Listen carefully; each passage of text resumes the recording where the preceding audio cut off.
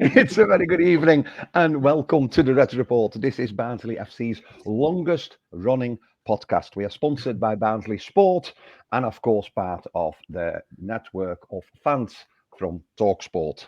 Sad news to start with. Tyke's blog is no longer.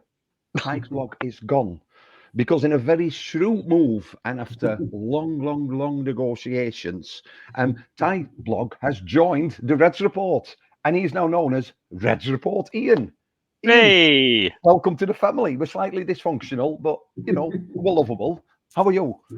I'm very well. Lunatics are taking over the asylum. This is easy. You're better off joining them than fighting them.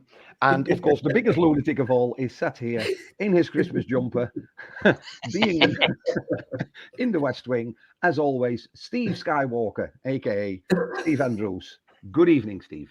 And good evening to the new boy who will be used as a toast rack when we finish this programme.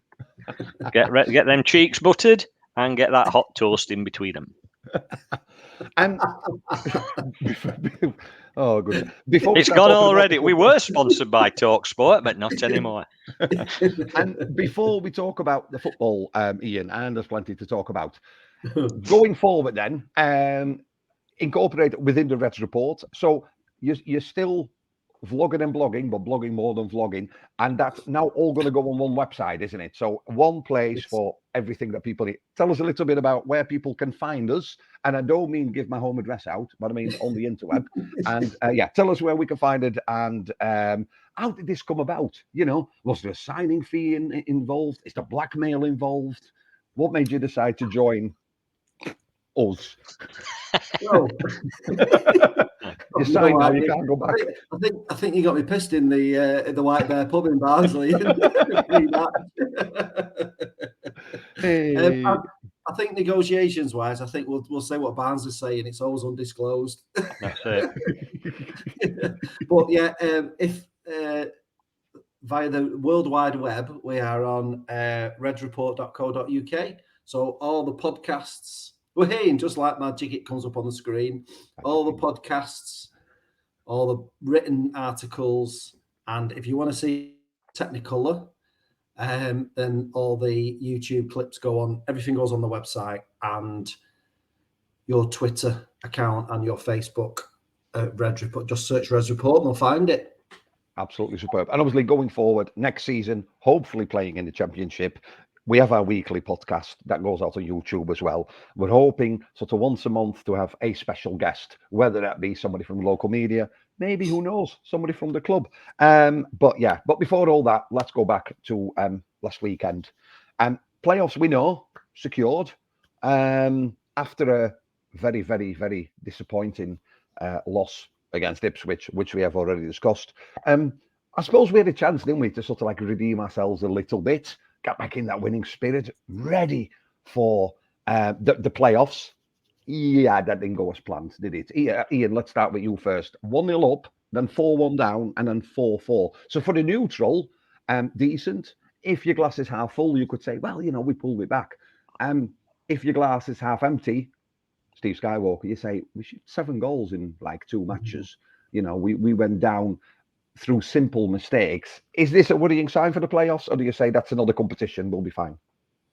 I won't be too worried. I think we played Ipswich, who are the best team by far in the league. And I think on Saturday, I would say that a couple of things I'll say.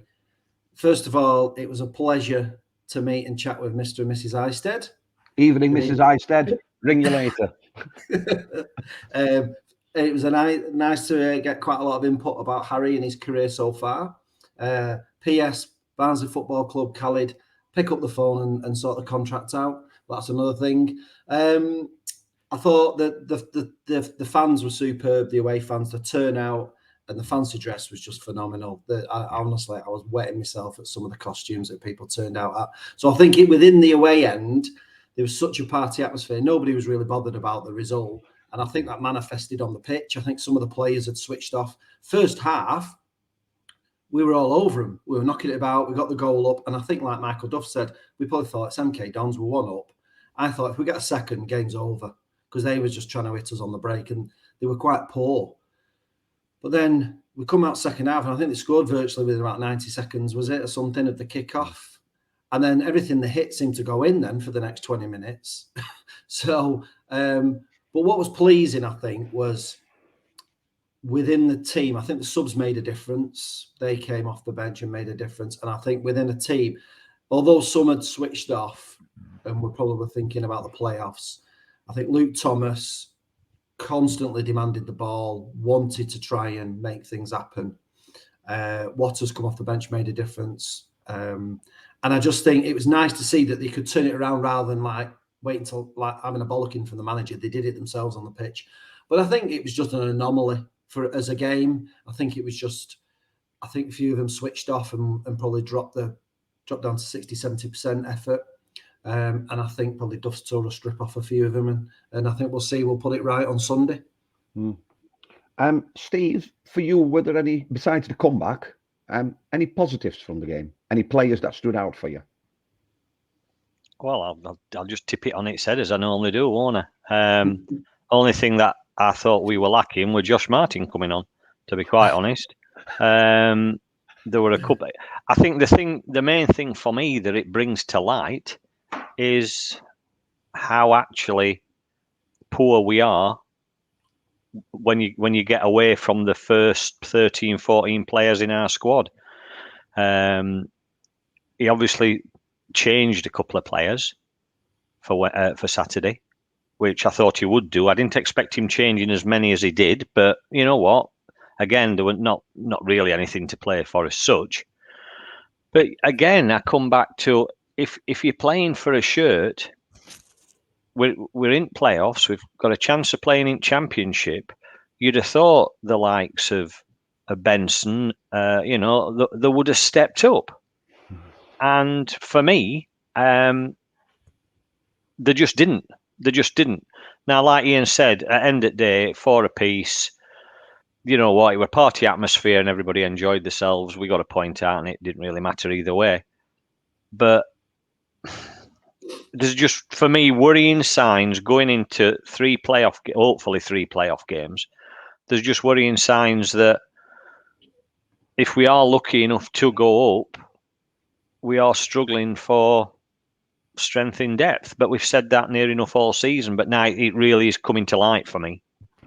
So on that point, then, no, there were no real highlights from Saturday, and I'm ever so sorry, but there were a couple of guys that looked really funny dressed up. Ali G especially looked really funny. And is it fair to say then, actually, you have to take that one on the chin, knowing he rested some of those players that we will need in hopefully all three. You just mentioned Benson. I thought Benson actually, although maybe not scoring a goal or anything, I thought he was quite demanding in the centre of that midfield at times. Like Lasser's quite demanding, but he don't make her a decent footballer. You know what I mean? I just, it would just like Ian said. They played that first half, and we played some decent football for about 20-25 minutes, but there was no, I don't know, there were no real drive. I think, like you said, they were all prepared for playoffs. It's one of them games that nobody wants to get injured. Nobody really wants to throw themselves about for the fear of getting injured and not being involved in playoffs. But let's face it, you can pick your first 11, and that'll be the first 11 that starts first playoff game. Those other players then are fighting for another shirt. And it might just be me, it might just be my mentality. I would be going on that pitch thinking, right, I've got a chance here of playing in playoffs because he's giving us that opportunity. And for me, nobody took it. Cotter didn't look bad, to be quite honest. I've got to be fair about that. And it looks as though he's going to end up playing with a bit of luck. I think that should have happened a couple of games before, to be honest. I think Williams should have been rested a couple of days before. But, let's try and pick a positive, eh? No, but you mentioned Cotter. Obviously, in the news yesterday that they're waiting on scans. Now, photos today from the press, but obviously they're very clever. Both Anderson and Jordan Williams sort of seen training, although they're always together. So I'm wondering if they were with the squad or not.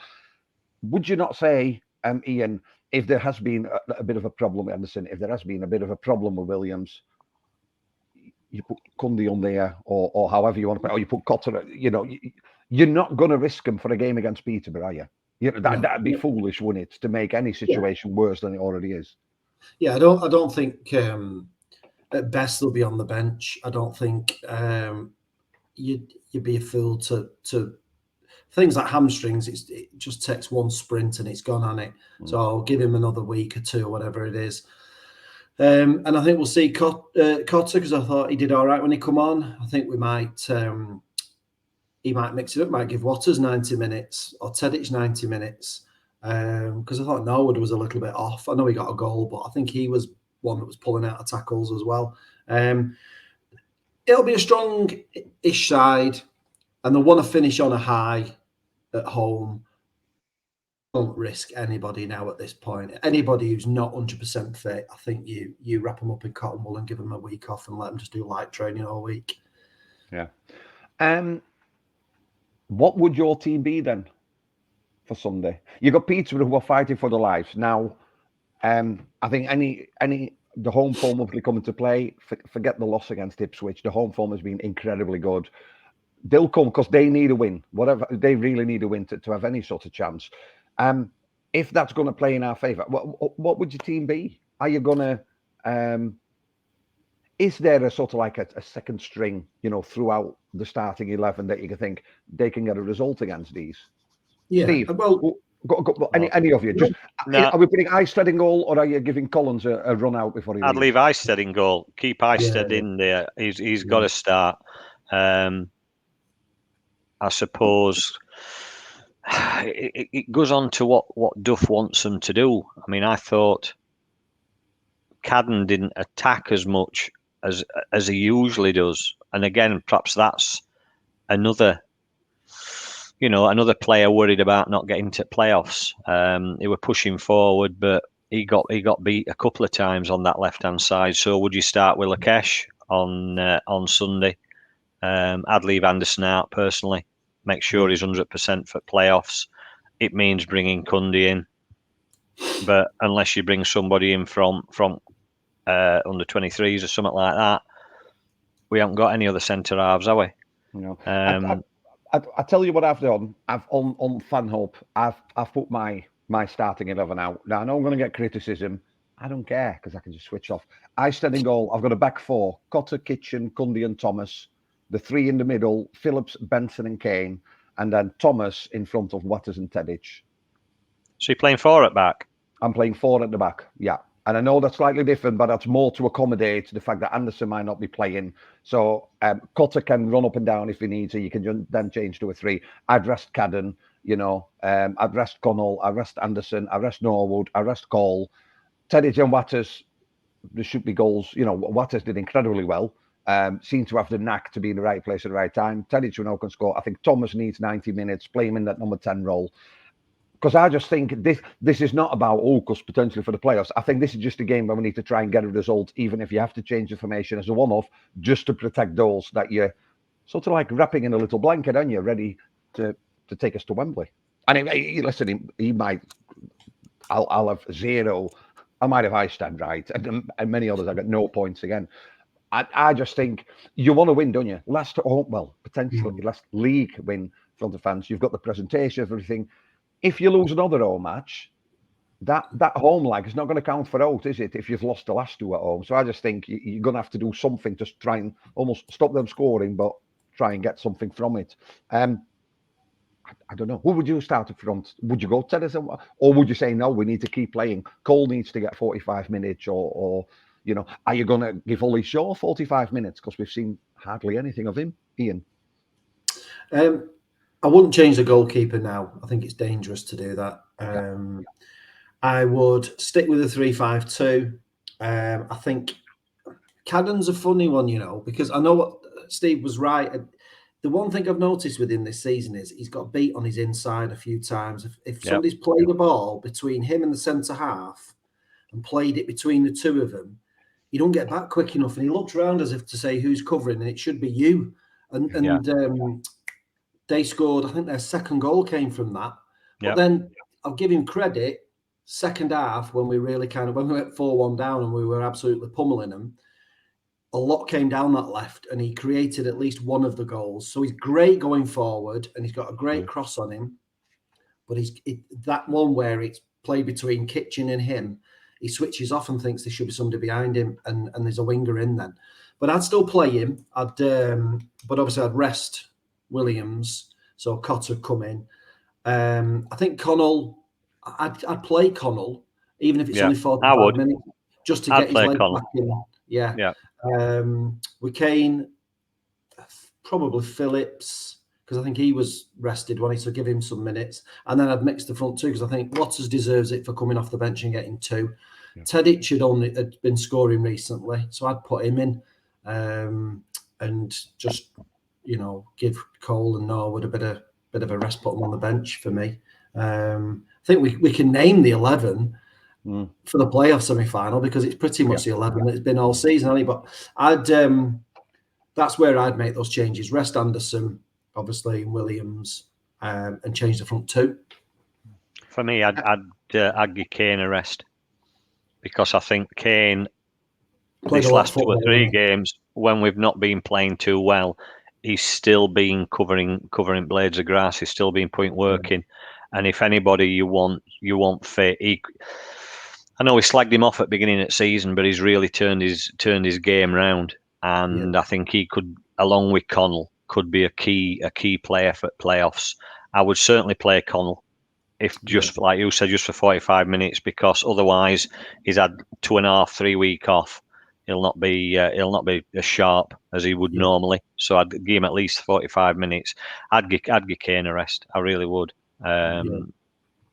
Probably not a bad shout, that, actually, to be honest. Not a bad shout, that, because he gets one in a while, doesn't he, Steve? It's a point that you think, you know what? He's got a valid point. We'll probably have to wait till October, November now, but it's a point well made. And it's one this season. It'll count. Now, it's right.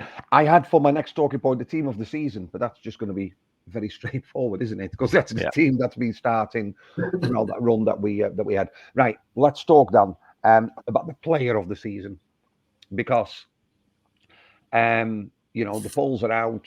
Barnsley FC polls 23, whatever they're called. They've put loads out. You can make a case for probably what? 3, 4, 5 or 6 players for me. 5 or 6. You could probably make a case for 5 or 6 players. Now, one of the things is, can you nominate, or should you nominate, somebody who's only been here since January? Is that a right thing to do, yay or nay? No. Probably not, no. Right. So if we exclude those, as good as he's been, and we know we were talking about, probably not. It needs to be over the full season, doesn't it? Yeah. Right. So we're talking then. Let's have an open and frank discussion. Although Frank's not here, Anderson, of course, will be in that mix. Yeah. Luke O'Connell, of course, would be in that mix. Can you make cases for Liam Kitchen and Herbie Kane? Yeah. No, definitely. Yeah. I'm sure Ian will make a case for Herbie Kane. Same as I can. If not, I could quite easily make I quite easily make a case for Liam Kitchen. For me, he's done similar to what Anderson's done. Very poor, very rocky at beginning, but turned it round. Chips in with some goals. Looks really menacing when he's going forward. When he's on it, some of them crossfield passes that he can ping across have made a hell of a difference in some games. And I think it's just his general play and his intelligence more than anything else as well. He's not quite as reckless. I mean, we all like it when he jumps in and puts somebody in bottom at East Stand, but for me, I think you could have a really strong case for Liam Kitchen. Yeah, and I think fair play as well to him, because he had a tough season last season, didn't he? And he got a lot of stick, and he was a younger lad who was suffering with poor confidence because we were losing every week. And I think to come back in the summer and put those performances in and not shirk away from it, and I think fair play to him for Kitchen. Oh, and Kane, like Ian was saying earlier on, Kane. Let's face it, he had a season. He went to Oxford. I personally didn't think he'd come back from Oxford because he were living on, and I've said it before, he were living on one decent season at Donny. And we've actually paid money for him, and a lot of money. And I just didn't think he were delivering, but he's certainly made me shut up this season. He's been one of the outstanding players all the way through the season, and he's shown that he has got some skills and he has got class, definitely. What about strikers? Norwood and Cole. Can you make a case for them? I mean, I think Cole. I think you can with just the goals. You can make a case for Cole, definitely. Yeah. Norwood. I know he's a fan's favourite, but he's a little bit in and out, isn't he? I think off the ball he does. Yeah, I think Cole you go for goals, but I think with Norwood, I think there's a lot of work off the ball. Same for Cole, to be fair. That sometimes goes a little bit unrecognised, but Cole's. But you look at Cole, and it's probably his best scoring season of his career, quite possibly. And he's added a little bit more to his game in the fact that when it's played into his feet, he'll turn and run at defenders. He's not just a 6-yard box striker. Yeah. So Cole for me. So who do you choose then? Because it's hard, isn't it? How do you pick a player? Because from a defensive point of view, Anderson, captain, leading the team well, but he's had his bits where maybe he could have done better. In the midfield, Connell, again, fans' favourite first season, really, young lad, tackles flying in. That's what everybody likes to see. Do you go for somebody like Cole because of the goals? What makes for you a player of the season? What criteria do you look at, Steve, when you put that X in the box or online to put your vote in? Somebody who's put some sweat and blood on the shirt, and not just in an aggressive manner, but also in a development, how they've developed playing, how they've developed mentally, what they've brought to the team, what you've seen them bring to the team. I mean, I know Anderson's captain, and he's a good captain. I'm not saying no about that. But how many times have we said on this show, Connell looks as though he's going to be a captain. Liam Kitchen could be a captain because they're always on, cajoling, having a go, picking them up, etc. That for me is somebody who's a Barnsley player and shows that they're proud to put that shirt on. So I won't be voting for Josh Martin, no. What about you, Ian? I know that was your next question, weren't it? What do you look at, Ian? What is the deciding factor for you? Very similar to Steve, to be honest. Obviously, you've got to have a bit of quality, but it's got to want to mean something, hasn't it? When they cross that line, it's got to hurt when they lose, and they've got to make them tick. And I think when that player doesn't play, you miss them. Yeah. And I think, and we've noticed that with Connell in these last couple of games. Yes, we can see that when Anderson doesn't play, because thankfully he's very injury free. But I think if that player then misses a week, and you really notice a big gap in the team, and I think that's what you want in it as a fan, really. Somebody who it matters when they cross that white line. And it's weird, isn't it? Because when you think about the end of last season, when like Hellick, who was a fan's favourite, fantastic, I know I'm going to miss him. And Styles signs just before the season starts, and he signs a new contract and then goes to Mill. Not missed any of them, have we? I mean, we forget about Styles because he could potentially, I suppose, come back.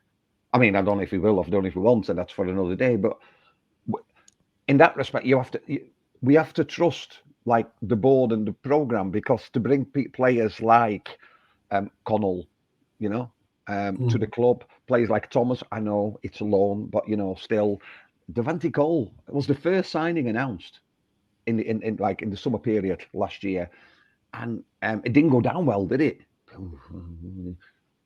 I mean, Duff has to be the signing of the season for putting this all together, but it's just I voted on that. I voted for Luca Connell because I've got this feeling that he's going to be one that next year will probably maybe even be a couple of grades above what he's done this year. And for me, he's got I know he's not there, but he's got the makings of that line of Barnsley legends in midfield. Your Redferns, your Hignets, your Howards, your Horahans. There's something about him, which, I mean, I think every time he plays for us, there's a couple of more, maybe not notes, but I think his value goes up a bit, and I think he suits our club. I think I think the manager is definitely getting the best out of him. So it was Luca Connell for me, but it'd be interesting to see what happens on Sunday and who gets who gets the accolade of sort of player of the season.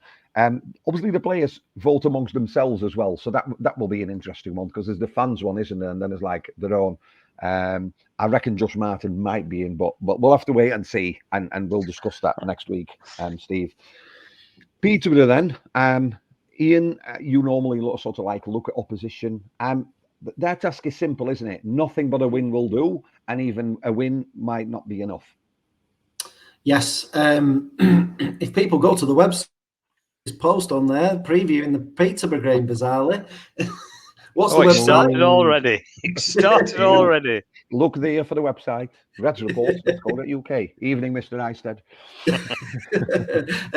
Yeah, it's quite simple for Peterborough. They've got to win and hope that Derby slip up at Sheffield Wednesday. So it's no surprise both of them games are on Sky. Yeah. And they're also 3 goals behind. Is it 2? The 2 points behind Derby and 3 goals worse off.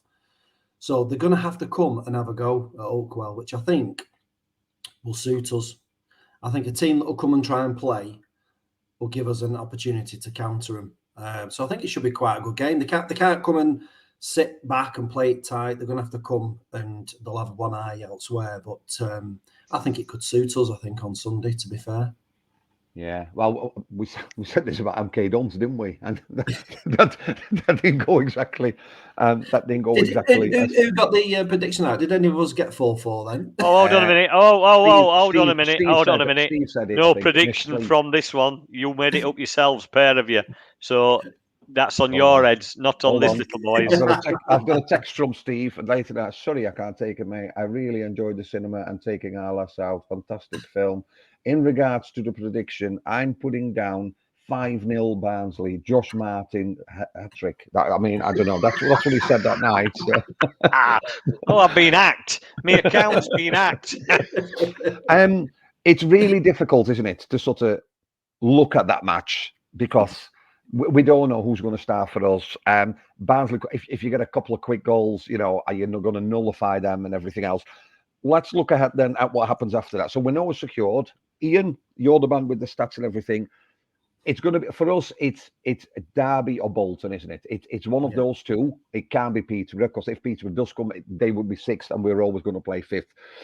I know we asked this last week, but obviously Steve's here now because he's not in the pictures. Steve, have you got a preference? Would you rather play Bolton or Derby? I'd rather go and see Guardians at Galaxy 3, to be quite honest. No, it's funny actually because I was supposed to be going to see that tonight. But for another reason, no, we were going for early showing. There's one at 10 to 5, but I couldn't make it, so it's all right. I've still been back for this, so no, you're all right. You know my preference. I don't give a monkey's chuff who we play. I just do not want to play Sheffield Wednesday in final. I really do not. I've just got such a bad feeling about it. I know I can be a little negative at times, but only at times. But I just don't want to play Wednesday. I really do not. I hope they lose to whoever they end up playing. Yeah, well, we could potentially play both. We could potentially play Bolton in the playoff in the semi-final and meet Derby at Wembley. But I'd rather do that than Sheffield Wednesday. I'll be quite honest. I would be quite honest. It's difficult, isn't it? Because Derby, with all the restraints that were put on them, they quickly got around it. Because I know there was like some sort of embargo, wasn't it? But when you play people in like Conhorre and all that, they don't come and play for your club for like 4 or 5 grand, do they? So, it'll be on a massive bonus. It'll be on a massive bonus at the end of the season. It'll be a huge sign-on fee, won't it? And then low wages to sort of even it out. I know for geographical reasons, Ian, you might have a preference. Who do you, from a footballing perspective, looking at how we've done against those two sides, would you prefer Bolton or would you prefer Derby? I think I just about prefer Bolton, not just because it's 5 miles away from here, but I think I said it last week. I think Derby, the away leg, 30,000 or whatever it holds, I think it'll be a tough proposition. I'm not saying it's beyond us, but it's a tough proposition.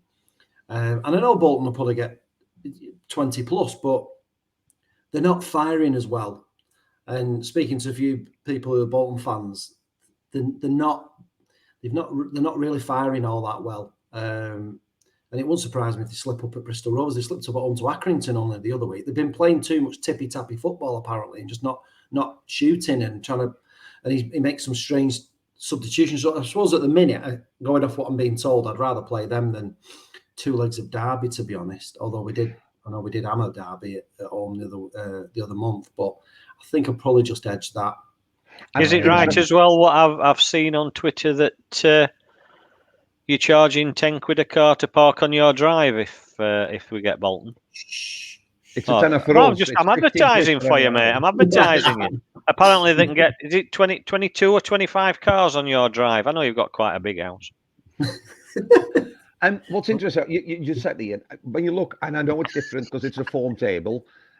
If you look at Barnsley, Bolton, and Derby, so 4th, 5th, and 6th at the moment, Barnsley's got the lowest amount of points. Bolton's won 3 out of 5, lost 1, drew 1. Derby's got 2 wins, 3 draws, and Barnsley got 2 wins, a loss, and 2 draws. So we've only won like the 2, and then we've lost 1. So.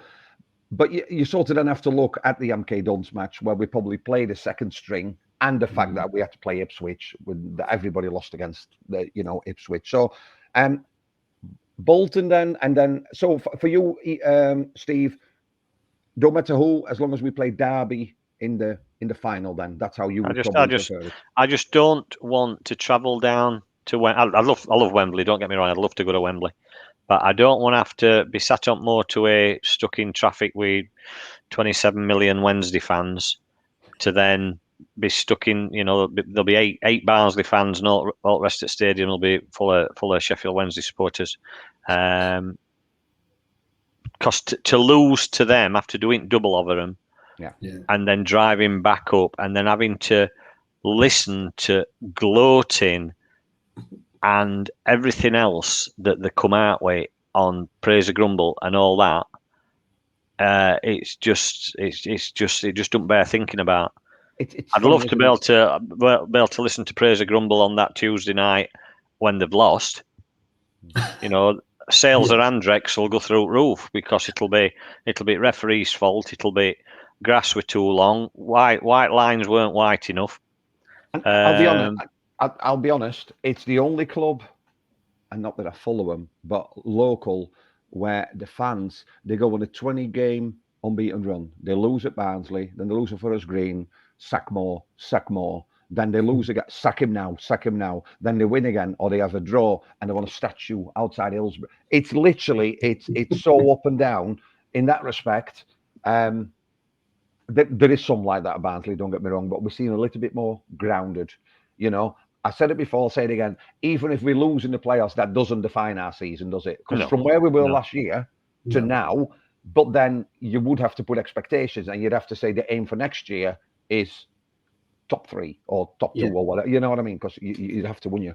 I'm going to put you on the spot anyway, because we have to. Ian, you first, as an official Reds Report member of the family. Next week, you'll have to sing your song. I'll put a song you have to sing like they do at away matches, first away. Naked. Naked Barnsley then. Buttering butt cheeks. What are you going on? What's going on in there? Oh, I'll even got you. Have you That's got how you get in.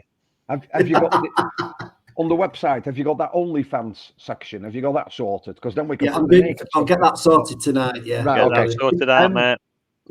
Barnsley versus Peterborough. Then last league match of the season at home.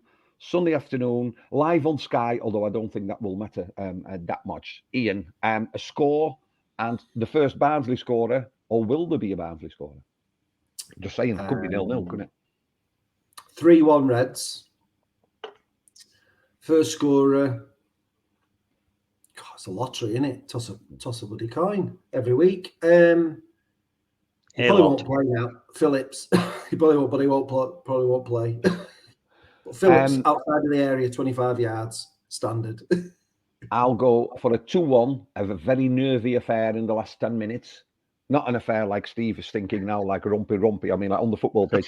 And Liam Kitchen, evening, Mr. Einstein, and Liam Kitchen to score first. Steve, in the genre of 50 Shades of Red, give us your prediction and who's going to score first. Do you know what? And I know I'm gonna get absolutely slaughtered. I really don't care. And I'll tell you for why. As long as we come out a Sunday's game, we fit players, no injuries, and ready to go when we play them playoffs. Sunday to me is take it as what it is. They're going to come. They've got to win. If they win, they win. If they don't, they don't. Don't matter. For me, let's get out of that game with 11 fit players to start playoffs. And I'll be serious, it's immaterial. Result to us is completely immaterial. It's a fair point, isn't it? We need the biggest, fittest squad possible for what could be 3, well, initially 2, defining games. Question for you then. Here's one for you. If somebody gets sent off on Sunday, does that mean they don't play in playoffs? Yeah, because the EFL playoffs. Probably. Yeah. So if it's a straight red for three game ban, you're out. They've done. That's why Norwood's on bench. Yeah, well, yeah. But yeah, it's yeah. I tell you what I was thinking the other day before we close, and I know I was, sometimes when you sort of dated, I thought, we're going to get Bolton, and I thought we're going to draw away, we're going to win at home, and we're going to go. And yeah, in my head, it was Sheffield Wednesday, and it was 1-1, and we get a penalty in the 89th minute, and we score it this time. And it's who's taking it? Who's taking penalty? Norwood took it. Thank fuck for that. Oh. And Norwood takes the penalty and he scores. And literally, it's funny because I'm looking around and you could just see one half of Wembley just like empty and like, that's it, we've had enough. So they got the bus first up the M1 and then it was us. Listen, we'll meet back next week and it'll be obviously a big preview for the playoffs. Ian, as always, as part of the family, slightly dysfunctional family, but members are welcome. Evening, Mr. Eisted. Thank you for joining us. Give the website again where people can find all our content. redsreport.co.uk. Absolutely fantastic. You mentioned earlier. I was playing piano. Playing piano behind me. Steve and Ian, you both mentioned earlier that you were impressed by the away fans. MK Dons. It's always the last game of the season. It's fancy dress. I will give you probably about an hour. Can you come back to me on our WhatsApp group? Because I say now we make a pledge, and next year, the last away match of the season, when I gave Steve the text that Ian, that's what I joined the Reds Report and the website and everything else, you put a little gif of 3 amigos, and I'm thinking the last away match next season, us 3 turn up as the 3 amigos. The Reds Report 3 amigos. Absolutely. Ole. As long as we've not been poached by then, by Radio Luxembourg or Radio Caroline or something like that. If people won't even know Radio Caroline is because they're not old enough. But well, that sailor sunk. That ship has sunk, should I say? No, yeah. That ship has sunk, mate. Steve, as always, thank you for taking the time out and not going to the pictures on a Thursday evening and joining us. Pleasure. I've been working as well today, funnily enough. No golf. Oh, the weather's been bad, isn't it? No, that's Sunday, mate. I didn't want to mention that, but no, I'm playing on Sunday. Hold on a minute. Hold on a minute. Hold on. What time are you teeing off? 8:20. Right. So you will be back in time. 12 o'clock kickoff. I know. How shocking is that, eh? So now you know why I'm not bothered about what result is. I should just catch second half in clubhouse with a bit of luck and with a pint or 2. Unlike Steve, if you are going to Oakwell on Sunday, don't forget, no matter what the result, they need a huge round of applause, and we need to get that winning feeling back ready for the playoffs. Ian, Steve, thanks very much. We are powered by Barnsley Sport. You can find every bit of content on our website, redsreport.co.uk, and we are part of the TalkSport network of fans. We'll be back next week. You've been listening to the Reds Report. Good night, Mr. Eisted.